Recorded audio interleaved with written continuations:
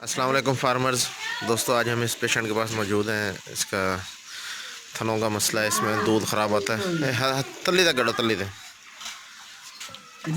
हाँ, ये इसमें अरे गुरु बिया कटो चारे थना जो मसला है कि नए आने वाले दोस्तों से गुजारिश है कि वेटनरी प्लानट को सब्सक्राइब करें और बेल आइकन पे भी क्लिक करें और ऑल पे क्लिक करें ताकि आपको तमाम नई वीडियोस की अपडेट भी मिलती रहे।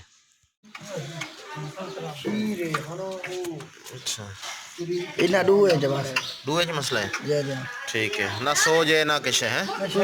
अगले थना दा ठीक है, अगले थना दा कटो। इधर थोड़ा खीर घाट दी है, खीर घाटे तो रंग तेरी चेंज है। अच्छा, मैं और लेदा कट। ठीक है, ये ठीक है, रंग ठीक है। इसको जो हमने ट्रीटमेंट देनी है वो एनरोफ्लॉक्सासिन से देंगे और साथ इसमें हम एनरोजेक्ट वो ट्यूबाइम करेंगे इसको, और साथ विटामिन AD3 लगाएंगे ताकि इसका ठीक हो, और इसके साथ हम फाइब्रोफिट DS यूज़ करवाएंगे।